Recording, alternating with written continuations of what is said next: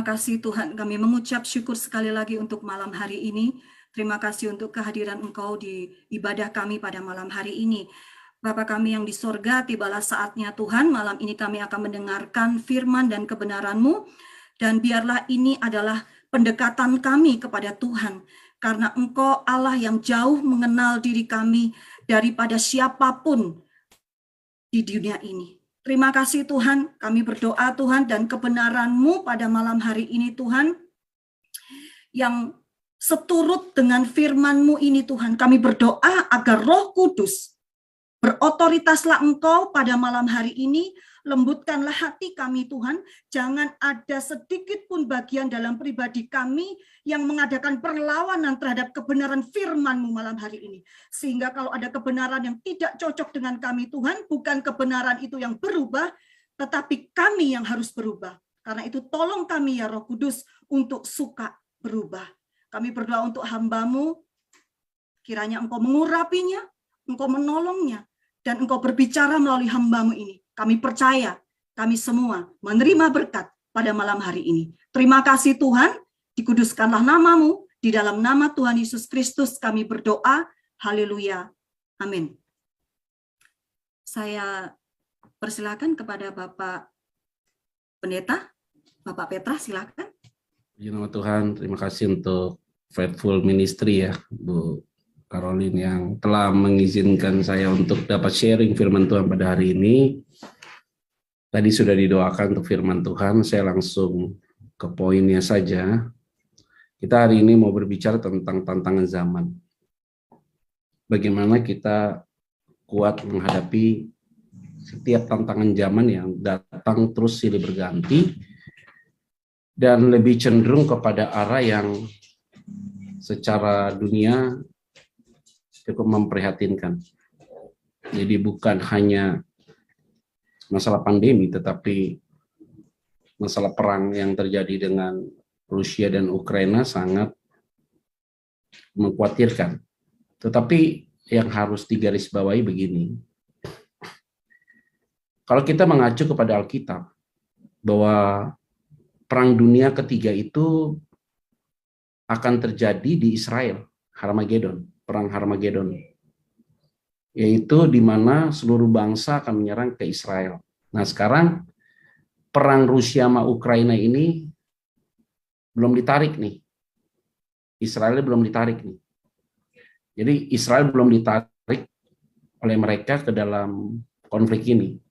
Sehingga kalau Israel ditarik, maka hampir dipastikan negara-negara yang di dalam konteks Alkitab, China dan Rusia itu akan menggempur Israel. Nah, itu akan terjadi peperangan hebat di Harmagedon. Itulah baru nanti akhir dari semuanya.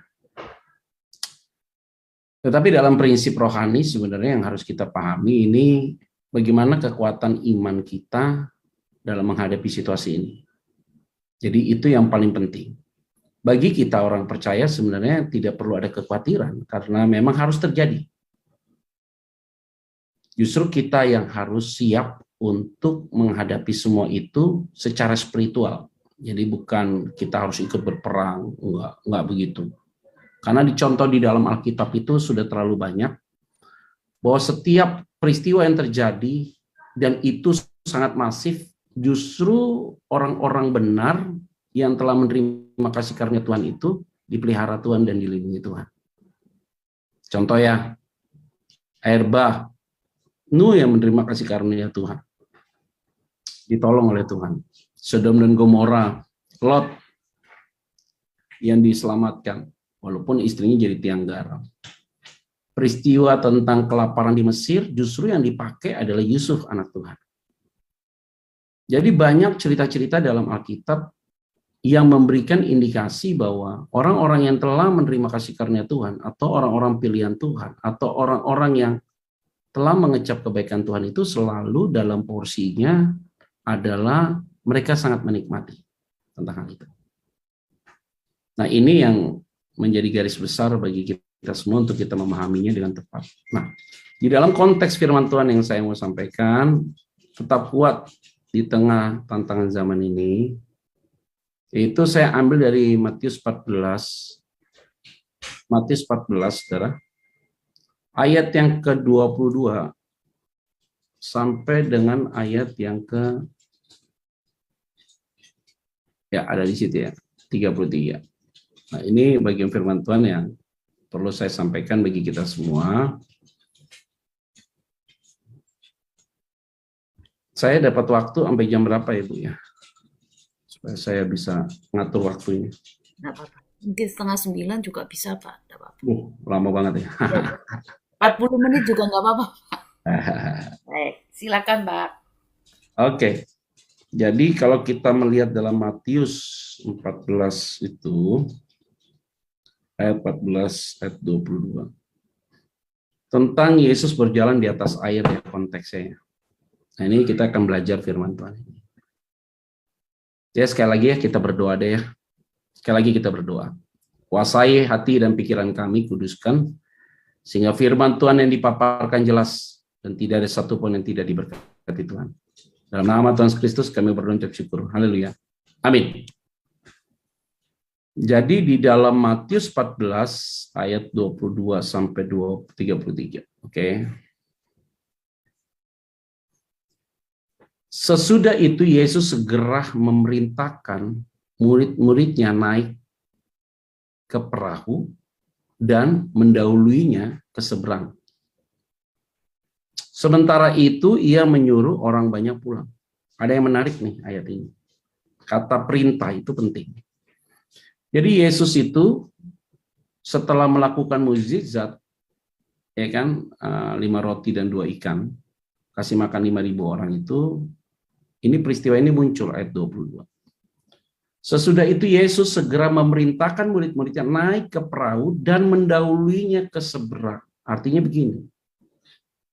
Dia bilang kepada murid-muridnya, yuk naik perahu duluan deh untuk ke seberang sana.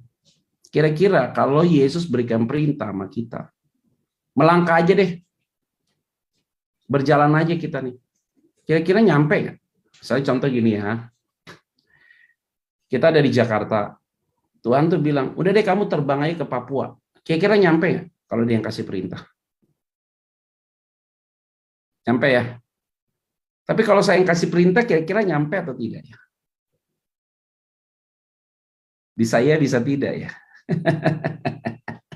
Iyalah, nggak usah malu-malu jawabnya. Bisa ya, bisa tidak. Fair aja. Kalau Yesus bilang gini, kamu usaha bakso, kira-kira berhasil nggak? Kalau saya suruh, kamu usaha bakso, kira-kira berhasil nggak? Bisa ya, bisa tidak. Jadi kalau Yesus yang kasih perintah, nggak perlu takut. Nah terus bagaimana kita tahu itu perintah datang dari Tuhan? Ya, bergaul dengan firman-Nya. Itu aja sederhana.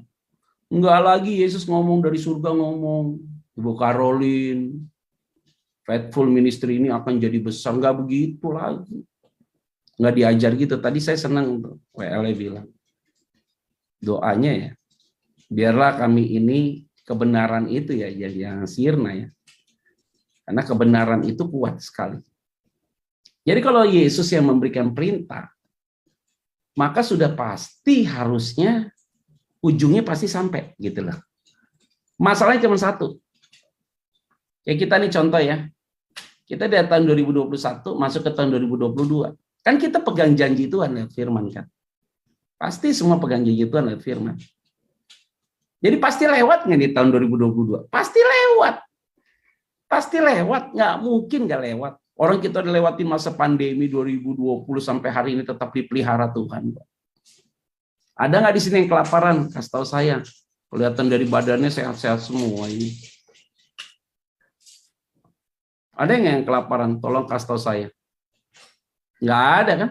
Tetap ada pemeliharaan Tuhan kan? Karena Tuhan yang kasih perintah. Ayat 23.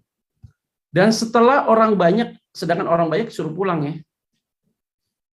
Dan setelah orang banyak itu disuruhnya pulang, Yesus naik ke atas bukit untuk berdoa seorang diri.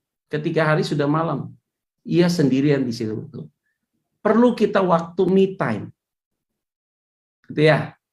Ada saatnya kita disibukkan dengan pelayanan, disibukkan dengan pekerjaan, disibukkan dengan begitu banyak urusan dalam rumah tangga. Ada saatnya kita sebagai suami butuh me time, waktu sendiri kita. Atau sebagai istri kita juga butuh me time. Aduh, saya waktu minta sama istri saya, saya bilang sama istri saya mau deh waktu saya berdiam diri sendiri. Dia bilang, enak aja lu, kan lu ada istri, bareng-bareng dong gitu. Padahal kan setiap orang itu punya rasa, punya keinginan, punya hasrat secara personal dengan Tuhan. Ya mungkin saja dia tidak bisa mengungkapkan itu kepada pasangannya, tapi dia butuh dirinya itu diam dengan Tuhan. Yesus sampai begitu.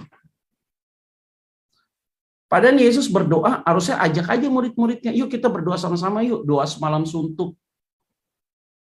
Sekarang kan kita sering doa semalam suntuk lah gitu ya. Kita ini, kalimat ini penting. Jadi kita harus tahu nih masalah poin ini. Butuh ada waktu kita berdiam diri dengan Tuhan. Nah, ini waktu yang berdiam diri dengan Tuhan ini kita butuh ketenangan sih sebenarnya. Sabar, melihat keadaan, situasi, kondisi. Itu betul ada hal itu. Jadi masing-masing kita nih harus punya waktu kita berdiam diri dengan Tuhan. Ayat 24. Perahu murid-muridnya sudah beberapa mil jauhnya dari pantai dan diombang-ambingkan gelombang karena angin sakal. Tahu artinya apa? Tidak selamanya panggilan atau perintah yang Tuhan berikan bagi kita tidak ada pergumulan.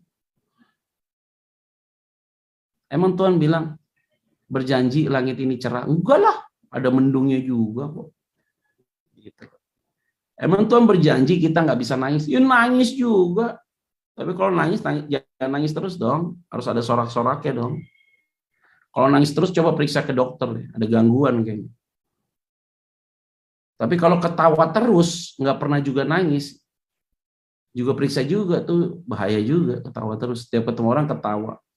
Tidur aja ketawa. Wah ini orang happy banget gitu ya. Mandi ketawa, makan ketawa, jalan ketawa, dikit-dikit ketawa. Nah periksa. Itu kalau udah begitu tuh areanya. Bahkan ke rumah duka ketawa. Diusir pasti sama keluarga duka.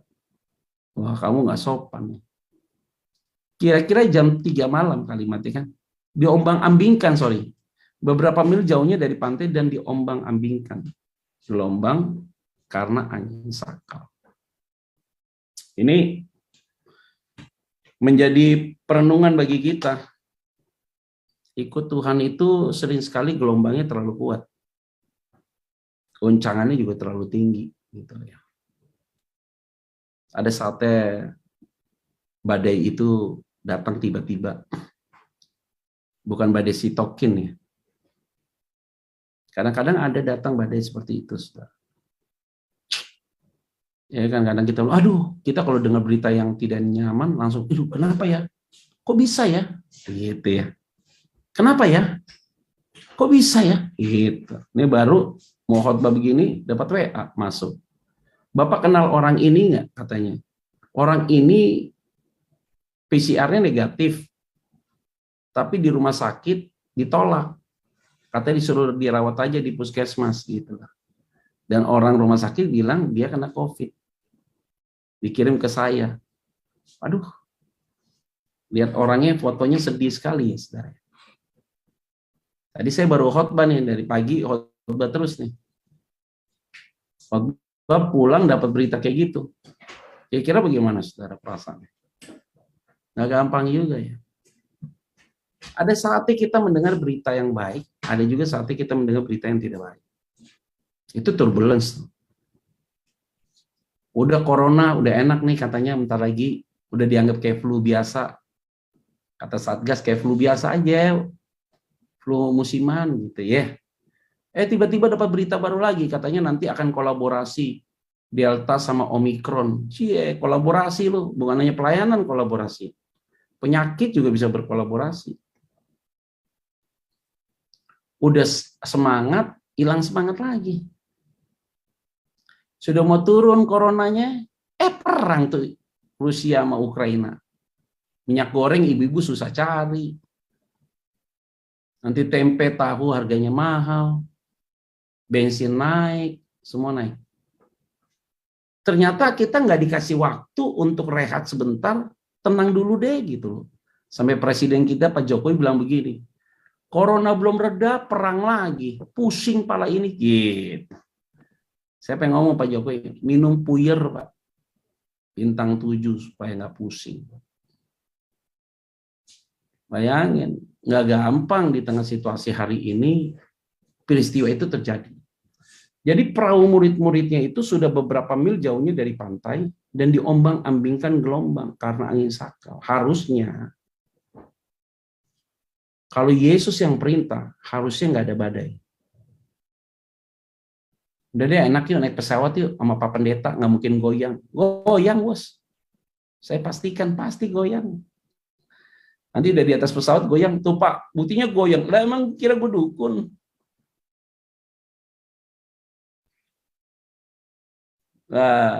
Ayat 25. Kira-kira jam 3 malam. Datanglah Yesus kepada mereka berjalan di atas air. Keren. Jadi jam 3 malam setelah Yesus berdoa, itu berarti Yesus berdoa itu kurang lebih ya saudara. Kalau kita lihat dalam, tadi dia berdoa itu di jam 7 malam. Hitungannya. Jadi Yesus tuh berdoa kurang lebih bisa 5 jam. Ya 5 jam, jam 12, masuk 7 jam dia berdoa. Jam 3 malam dia datang. Nggak pakai perahu loh. Berjalan di atas air. Wah. Keren tuh. Ini sesuatu yang sensasional nggak? Sensasional. Jadi di satu sisi Yesus kasih perintah. Di sisi yang lain ada pergumulan. Tapi di bagian yang lain, Yesus juga datang untuk memberikan jawaban bagi kita. Harusnya gitu. Artinya setiap tantangan yang kita hadapi, pergumulan yang kita hadapi, kita tahu pasti dia menjaga kita. Dia protek kita. Apakah dia tidak tahu mereka diombang-ambingkan oleh gelombang? Ya tahulah. Pasti dia tahu, orang dia maha tahu kok. Tapi apakah dia biarkan? Tidak, disamperin lo jalan di atas air. Keren, set. Nggak pakai jet ski ya. Datang deh, set. Keren. Jadi itu,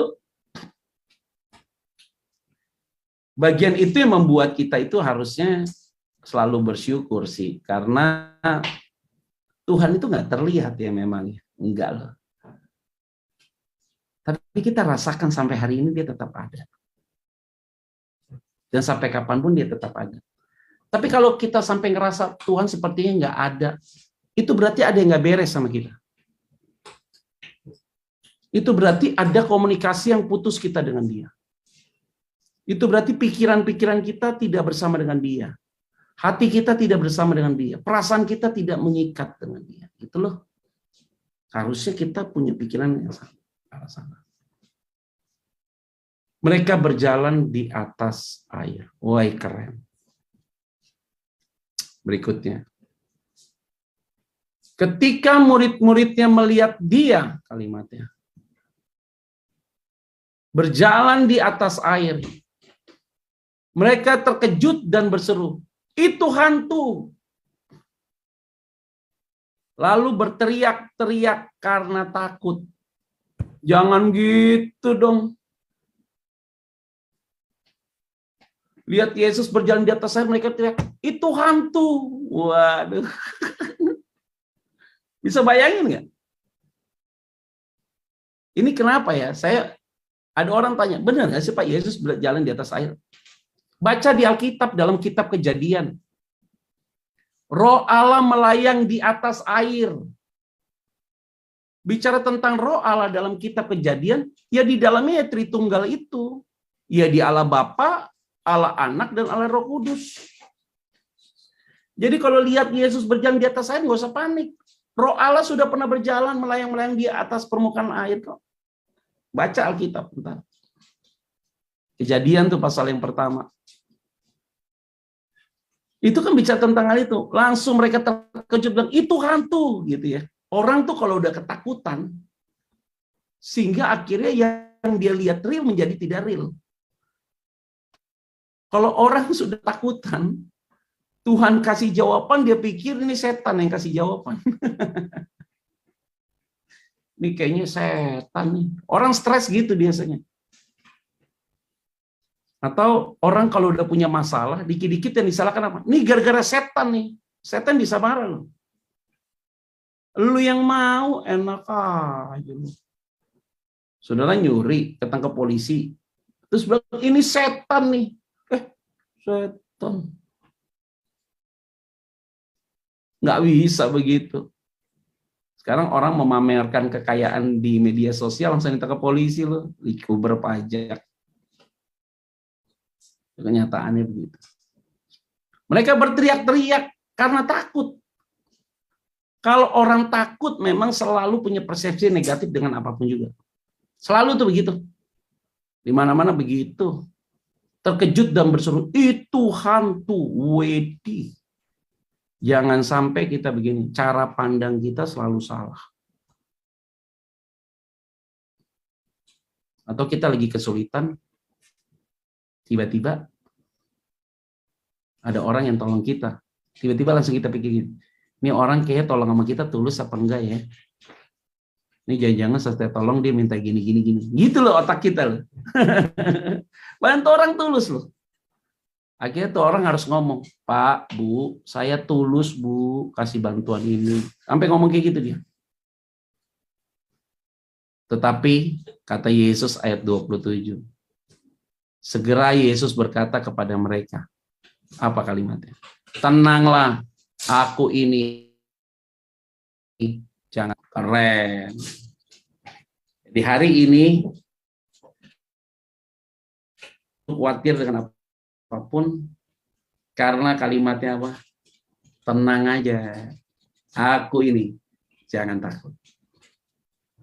Nah, saya nggak tahu pergumulan apa, masalah apa yang dihadapi oleh 27 partisipan yang ikut pada hari ini, saya tidak tahu.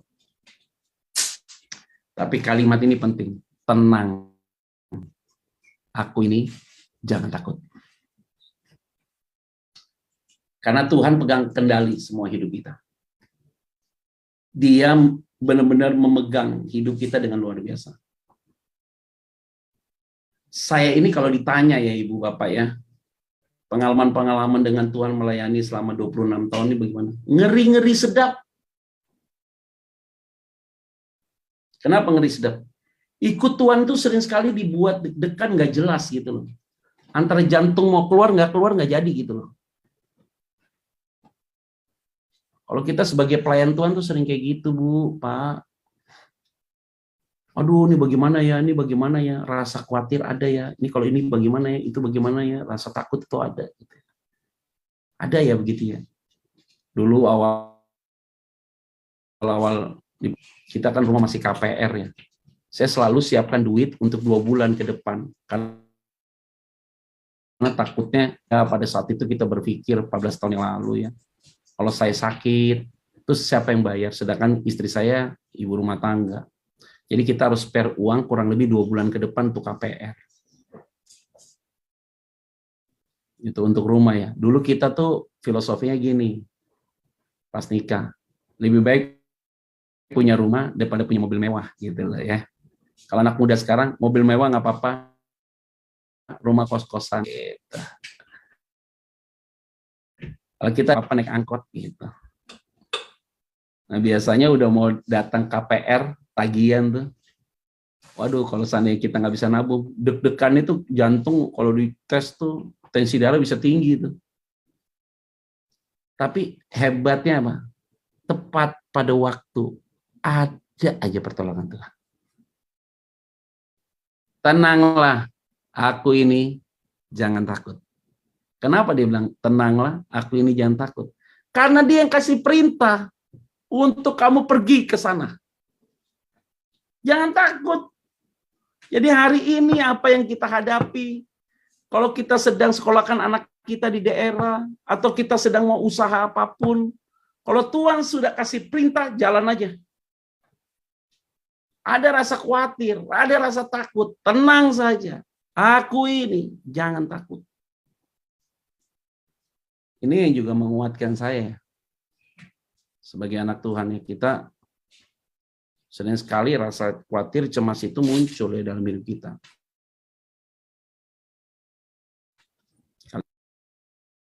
Saya selama ini kan pelayanan dari satu gereja ke gereja lain. Kayak hari ini pergi ke beberapa gereja pelayanan. Kayak cowok panggilan deh, gitu deh ya.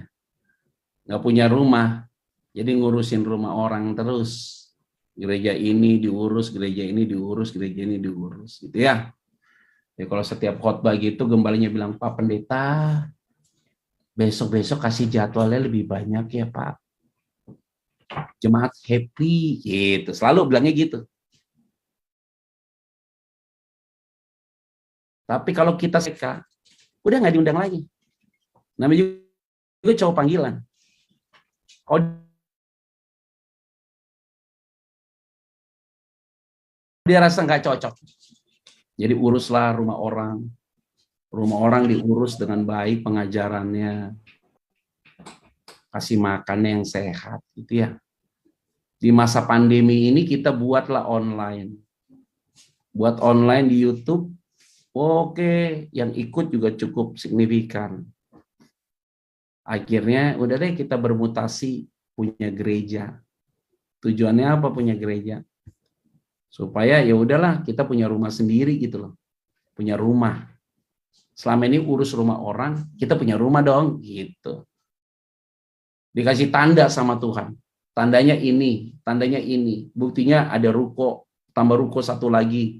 Ini semua disiapkan, ini semua disiapkan. Ini tanda dari Tuhan. Itu berarti Tuhan izinkan saya untuk buat ini. Jalan aja kamu. Selalu sama ini dipelihara oleh Tuhan kok gitu loh. Tapi dalam perjalanannya ada juga rasa khawatir. Ini bener apa enggak sih ini? Gitu loh. Paling enak jadi cowok panggilan, diundang khotbah, selesai pulang tidur. Jadi gembala beda. Selesai khotbah mikirin jemaat, ini ada masalah Pak. Capeknya minta ampun. Saya nggak tahu nih, Faithful Ministry ini begitu nggak ngadapinya. Telepon, Ibu Pendeta, Ibu ini ada masalah. Bisa nggak Bu datang ke rumah nih Bu? Bapak udah sakit keras, sekarat. Rumahnya kalau kita tempuh 3 jam, 2 jam. Ayo dong Bu datang. Kalau kita pendeta tamu, kalau kita belum punya gereja, gembalamu siapa? Suruh gembalanya aja yang datang gitu kita. Kalau sekarang misalnya ada jemaat sakit di ujung mana gitu. Misalnya saya tinggal di Serpong, jemaatnya di Bekasi gitu sakit. Bisa datang Pak Pendeta.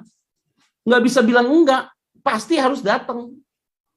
Domba, kalau maaf Pak saya nggak bisa, ngomong di luar, gembala hanya mau duitnya doang.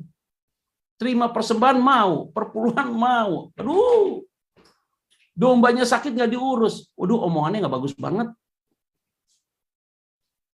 Mungkin karena kita ini jemaat miskin kali, gitu ngomong bahasanya kasar. Kalau yang kaya aja biar kata ada di Bandung disamperin.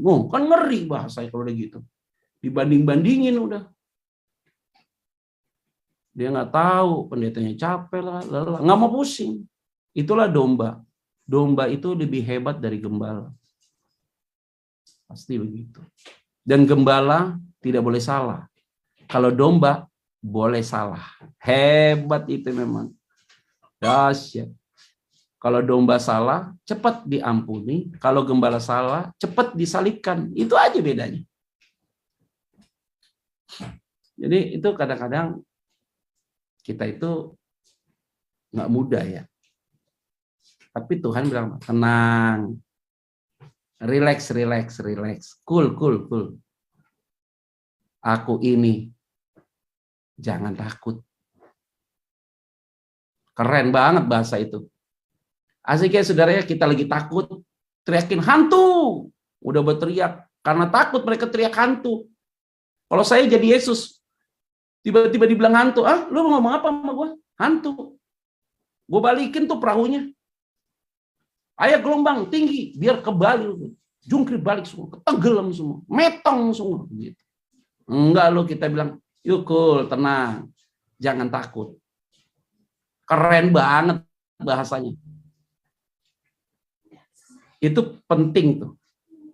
Jadi kita itu terkadang begini, kalau kita perintah orang untuk berjualan, kita yakin tuh dari Tuhan. Kita perintah orang untuk berbuat sesuatu, kita yakin tuh dari Tuhan. Kita pun harus bertanggung jawab dengan omongan kita kepada dia. Harusnya begitu. Ayo Pak, investasi sama saya Pak. Nanti kalau rugi saya ganti Pak. Oke. Pas rugi, belaga bego dia, kayak nggak ada apa-apa, santai aja, senyum-senyum. Ini udah rugi nih, udah hancur-hancuran nih. Diam-diam aja dia senyum. Loh, kadang kemarin bilang kalau rugi diganti. Kita mau ngomong udah gak enak hati, orang sama-sama rugi. Dia rugi, kita rugi juga, udah sama-sama rugi nih. Aduh, ini enak gak ya minta ganti? Susah memang. Bisa kita bisnis bareng-bareng. Dia modalnya 50%, kita 50%. Dia karena dia punya uang, tenang Pak, kalau rugi saya ganti. Ya. Terus kalau kita rugi dua-duanya, mau minta tolong sama dia. Pak, bagaimana Pak saya rugi? Dia jawabnya apa? Saya juga rugi Pak. Gitu jawabnya.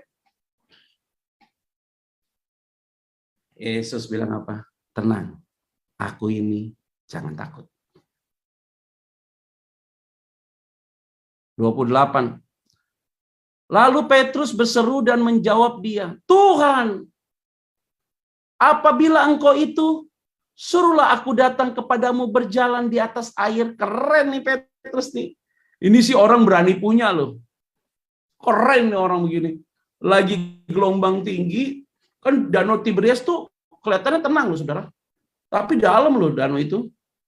Tapi lebih dalam Danau Toba kelihatannya.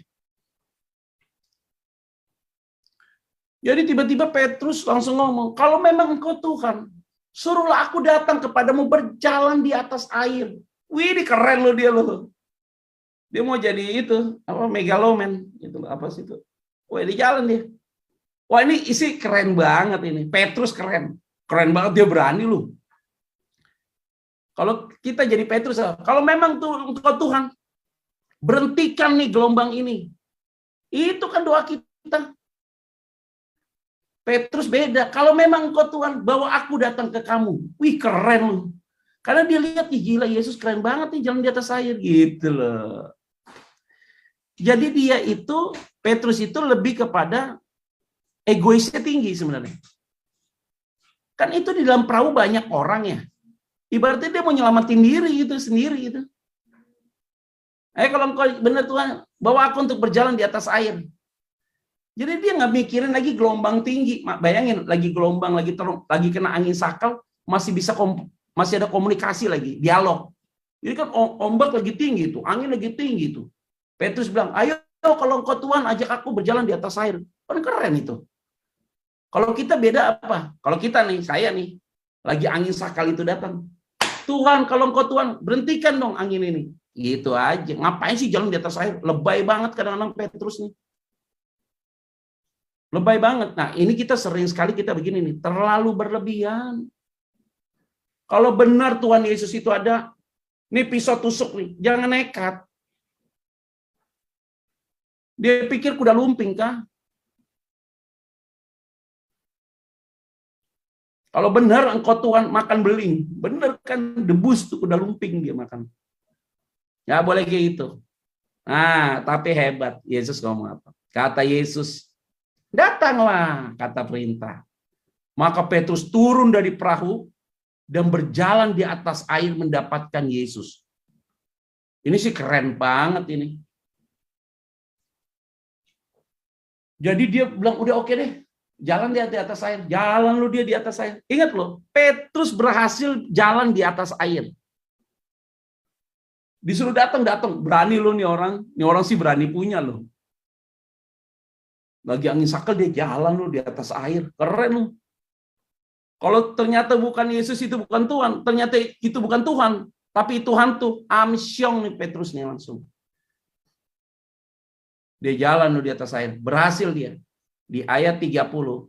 Tetapi ketika dirasanya tiupan angin, takutlah ia dan mulai tenggelam, lalu berteriak, Tuhan, tolonglah aku. Ada hal yang perlu saya hargai dengan Petrus. Apa itu? Apa yang saya perlu hargai dengan Petrus? Keberanian dia untuk melangkah. Hari ini kita harus melangkah dulu. Memang sih ada goncangan. Pas ada goncangan dari tiupan angin itu, mulai, ini benar nggak ya? Ini benar dari Tuhan atau tidak ya? Usaha yang saya bangun ini benar nggak ya?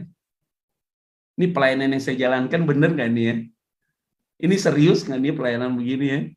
Oh, ini jangan-jangan kedagingan gue doang nih. Ini usaha gue bakso ini benar nggak nih ya? Orang bilang bakso gue enak. Karena setiap ada acara persekutuan, mungkin ibu-ibu yang pintar buat bakso, setiap ada acara, ibu yang buat bakso, semua pada puji. Ibu baksonya enak, Bu. Pede dia. Udah kalau gitu kejualan. Beda loh. Buat bakso untuk persekutuan sama buat bakso untuk dagang. Beda loh. Jadi dianggap kalau buat bakso untuk persekutuan, semua bilang, enak, baksonya enak, Bu. Rasanya enak. Aduh, bagus banget. Pede kita. Akhirnya buat gerobak, jualan bakso. Nggak laris. Terus kita nyalakan tim persekutuan doa. Ini gara-gara kalian nih. Bilang nih, bakso saya enak nih. Makanya saya buat gerobak ini jadi jualan bakso nih. Karena kenapa? Orang di dalam persekutuan kita itu semua, saya kasih tahu.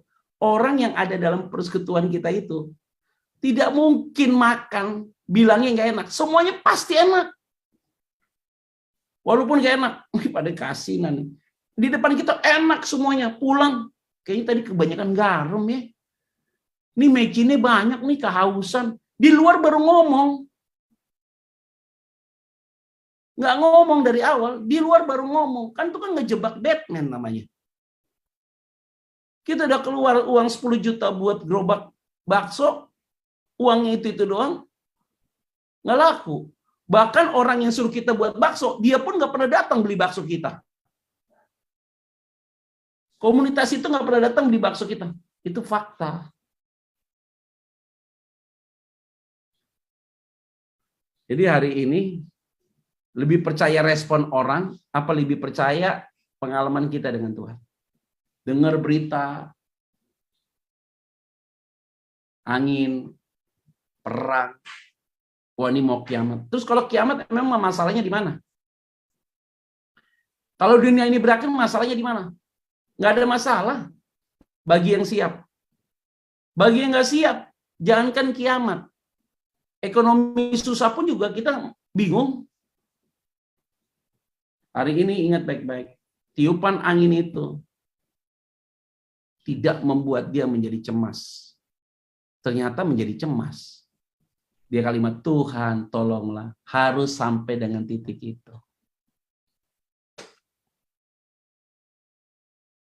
Harus sampai dengan titik itu. Kalau kita tidak sampai dengan titik itu, jadi masalah kita.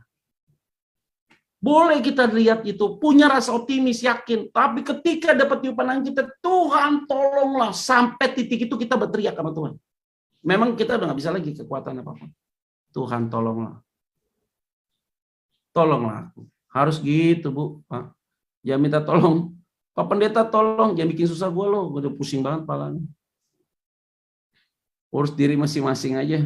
Gembala. Jadi gembala sidang gitu ngomongnya. Gitu. Susah loh jadi gembala nih bener. Jadi gembala itu nggak boleh ngomong negatif. Dan tidak boleh ngomong pesimis. Pak Pendeta capek nggak? Enggak. Sehat banget. Bapak lapar nggak? Enggak. Baru tadi minum air putih yang banyak. Padahal lapar. Karena susah. Kalau dibilang, Pak lelah ya Pak, lelah banget nih. Kan kata firman Tuhan Pak, tidak akan lelah kalau kita melayani Tuhan. Rohmu menyala dan berapi-api. Biarlah rohmu menyala-nyala. Roma 12 ayat 11. Roma 11 ayat 12. Ya udah ayat berapa aja itu nanti ada di situ Roma tuh. Biarlah rohmu menyala-menyala dan layanilah Tuhan. Kan ada lagunya Pak Pendeta, jangan lelah bekerja di ladangnya Tuhan. Bohong. Roh kita tidak lelah, benar. Tapi fisik kita lelah. Saya khotbah pernah dalam 1 minggu 7 kali khotbah. Sebelum masa pandemi. Jam 7, jam 9, jam 11, jam 1, jam 3, jam 5, jam 7 malam. 12 jam ada di luar. Di mobil ada 4 kali ganti baju. 4 kali ganti kaos dalam. Makan pagi di rumah, makan siang di luar, makan snack di luar, makan malam di luar, sampai di rumah. 7 kali khotbah, itu ngoceh terus setiap khotbah 30-45 menit. Kali aja 7 kali. Udah berarti 280 menit. 280 dibagi 60, banyak. Hampir 5 jam ngoceh terus. Sampai rumah dan lelah capek. Istri harap sampai rumah bisa ngobrol. Dia ngobrol, saya mata kilat tidur, saudara. Kenapa? Kata-kata saya sudah habis, pembenaran katanya udah habis, kuotanya udah habis, udah mulai lemot.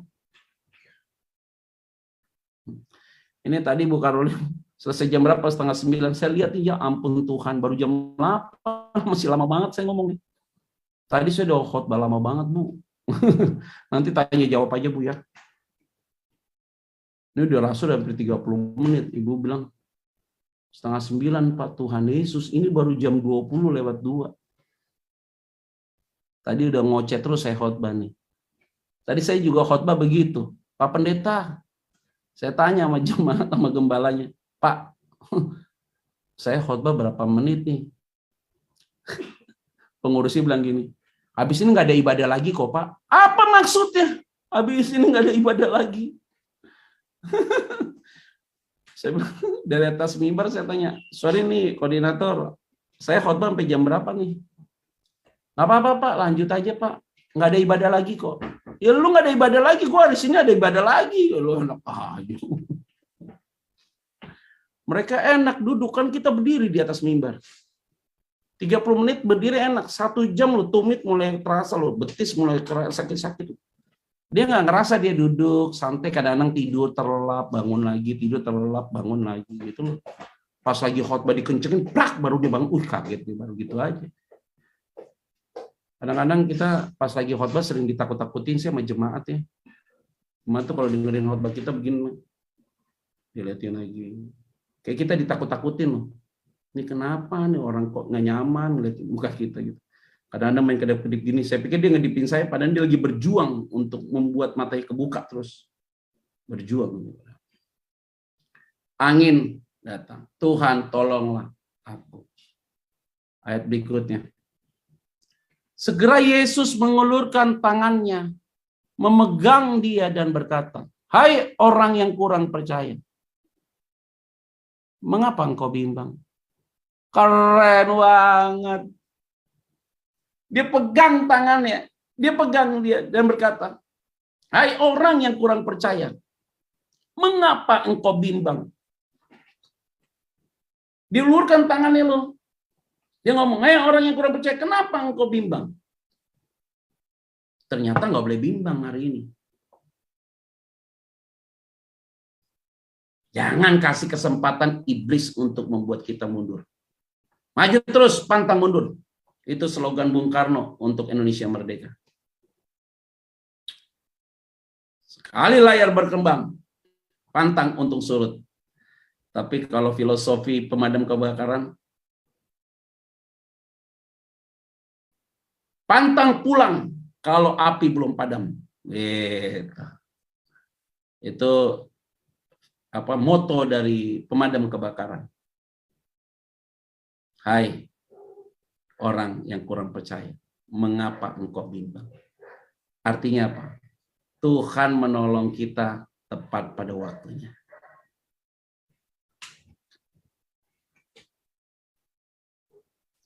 Lalu mereka naik ke perahu dan angin pun redalah.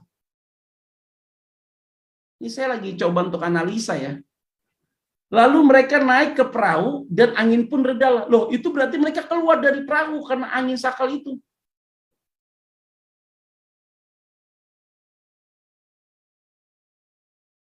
Ini hebat loh. Yesus tidak menghardik angin itu. Nggak dihardik sama dia. Dia hanya ngomong, pegang tangannya, hai orang yang kurang percaya, mengapa engkau bimbang?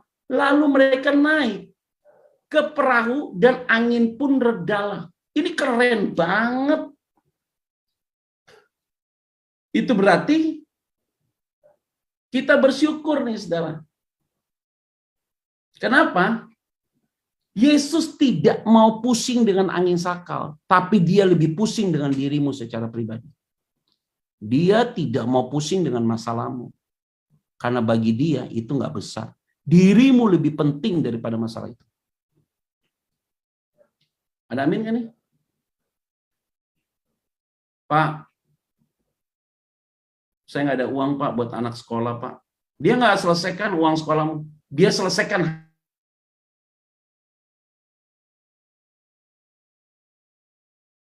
hatimu. Anak sekolah itu bagaimana duitnya? Ada aja pemeliharaan Tuhan, tepat pada waktunya. Hebat ya, Yesus nggak. Kalau pendeta sekarang kan beda ya. Kalau lagi doain orang pakai gaya begini, tolak, tolak, tolak. Apa tolaknya begini? Tolak. Apa yang mau ditolak? Tolak angin. Nggak usah lebay dah, biasa-biasa aja lah. Karena kenapa? Yesus nggak mau pusing dengan masalahmu. Dia lebih pusing kalau kamu itu ribet menghadapi masalah. Itu aja sih. Belajar dari Yesus sebelum disalibkan. Apa nggak keren dia sebelum disalibin? Ngapain? Dia berdoa di Taman Getsemani. Apabila cawan ini lalu, apabila cawan ini gelasnya gede banget nih. Cawan ini lalu. Jadilah kehendakmu. Kalaupun tidak, aku meminumnya. Wow. Setelah dia ngomong begitu, keluar dari Getsemani. Baca deh di Alkitab. Pernah nggak Yesus mengeluh keluar dari Getsemani? Ketika ditonjok, diludahi, dikasih mahkota duri, diikat di penjara di Imam Kayafas, diolok-olok, bahkan di atas kayu salib. Kalau engkau Mesias, selamatkan dirimu. Pernah nggak satu kata atau satu ayat Yesus bilang gini, jangan kurang ajar ya, jangan ludah-ludahin gue ya, jangan pukul-pukul gue ya, nggak ada tuh. Dihina pun di atas kayu salib dia hanya senyum doang. Nggak penting. Keren. Penjahat yang di samping.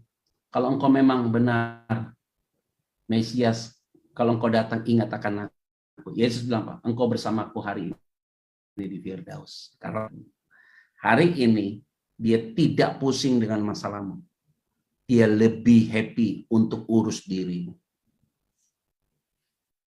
Dan orang-orang yang ada di perahu menyembah dia, katanya, sesungguhnya engkau anak Allah. Nggak ngomong hantu lagi. Tadi ngomong hantu loh. Harusnya Yesus bilang gini, berubah nih, oke nih. Gitu. Tadi lu ngatain gue hantu, sekarang lu bilang anak Allah. Mau lu apa? Gitu. Tadi ngatain gue hantu. Ada orang buat baik sama kita, ini pasti ada udang di balik batu nih, ada maksudnya nih, gitu ya. Pas benar-benar dia tolong kita, lu orang baik lo, dahsyat lo. Kalau lu mati samping lu Petrus sama Yohanes, gitu pujinya, lebay banget. Dulu waktu dia mau bantu, dia mulai curiga nih, kayak orang ada maksudnya nih. Mulut ngoceh, terus capek. Sesungguhnya engkau anak Allah. Kalimat ini penting untuk kita renungkan. Akhirnya saya memberikan kesimpulan. Ya Bu ya, nggak usah lama-lama Bu. Udah 40 menit nih Bu. Ya tadi udah tanda waktunya.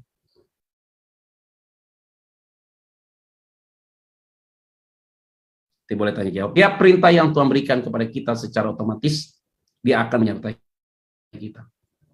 Pergumulan tidak bisa dihindari dalam hidup ini. Tetapi kita tidak boleh menyerah sedikit pun. Jangan sampai kita salah mengerti tentang Tuhan di tengah pergumulan hidup kita, di hidup ini. Karena Tuhan tidak pernah salah.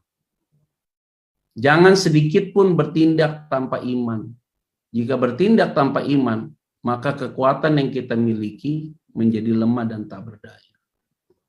Pertolongan Tuhan selalu hadir, dan Dia akan memulihkan, menyembuhkan, dan menyelamatkan kita tepat pada waktunya. Dan yang terakhir, tetap optimis, karena badai pasti berlalu, dan sinar mentari akan bersinar di pagi hari. Biarlah damai sejahtera Allah menyertai kita, dan biarlah firman Tuhan ini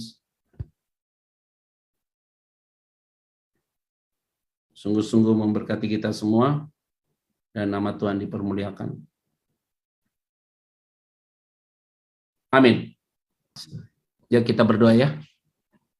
Terima kasih untuk hari ini, kami bersyukur bahwa kebenaran firman Tuhan telah dibentangkan dan kami telah menerima firman-Mu, dan biarlah kami semua hidup di dalam kebenaran Tuhan. Di dalam nama Tuhan Kristus kami berdoa dan mengucap syukur. Haleluya. Amin.